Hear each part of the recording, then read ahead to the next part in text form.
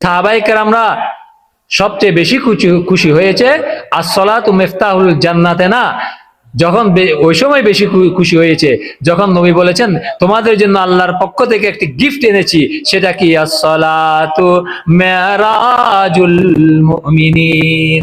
আল্লাহর সাথে দিদার করতে চান তো? হ্যাঁ, দিদার করতে চাইলে তাহলে 5 ওয়াক্ত নামাজ অবশ্যই অবশ্যই আদায়।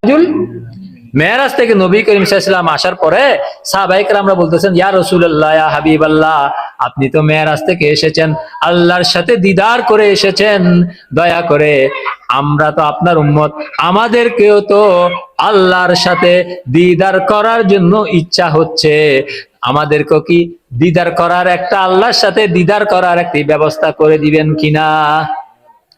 তখন তোমরাও চাচ্ছ, হ্যাঁ আমি জানি আমার উম্মত, আমি যে দিদার করেছি, বাবা যদি একটা নিয়ামত পায় সে নিয়ামত সন্তানরাও চায় না, বাবা তুমি এই নিয়ামতটা খাচ্ছ, আমাকে একটু দিবা না, আমাকে একটু দিবা না, এটা আমার সন্তানরা বলে না।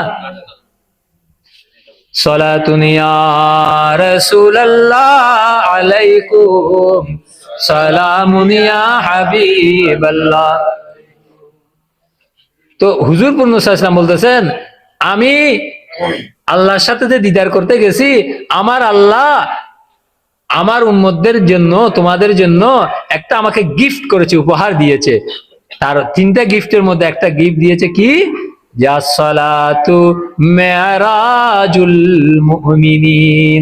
একটা হচ্ছে যে আমার আল্লাহ আমাকে ডেকে নিয়ে আমার সাথে যে দিদার করেছে, নয় আমাকে নিয়ে তোমাদের সাথেও দিদার করার জন্য একটা ব্যবস্থা করে দিয়েছেন। সুবহানাল্লাহ। আল্লাহর উদ্দেশ্য ছিল বান্দার সাথে মেরাজ করা, বান্দার কাছে আসা, আর নবীর উদ্দেশ্য ছিল যে তার উম্মতদেরকে আল্লাহর নৈকট্য কাছে পৌঁছে দেওয়া। সুবহানাল্লাহ। এটার নাম হচ্ছে মেরাজ। এটার নাম কি?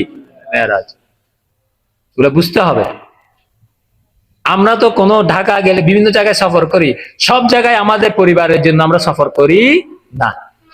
আমাদের সব জায়গায় আমরা আমাদের মহব্বতের মানুষের জন্য, পরিবারের জন্য কি কিছু আনতে পারি?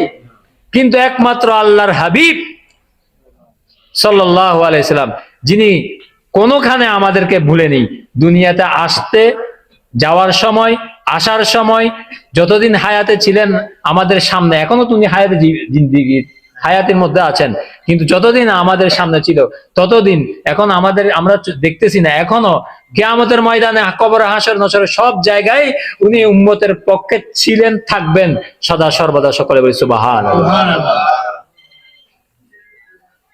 তো যে কথা বলতে চাচ্ছিলাম, যে সাহাবায়ে কেরামরা সবচেয়ে বেশি খুশি হয়েছে as-সালাতু মিফতাহুল জান্নাতে, না যখন ওই সময় বেশি খুশি হয়েছে যখন নবী বলেছেন তোমাদের জন্য আল্লাহর পক্ষ থেকে একটি গিফট এনেছি, সেটা কি as-সালাতু মিরাজুল মুমিনিন।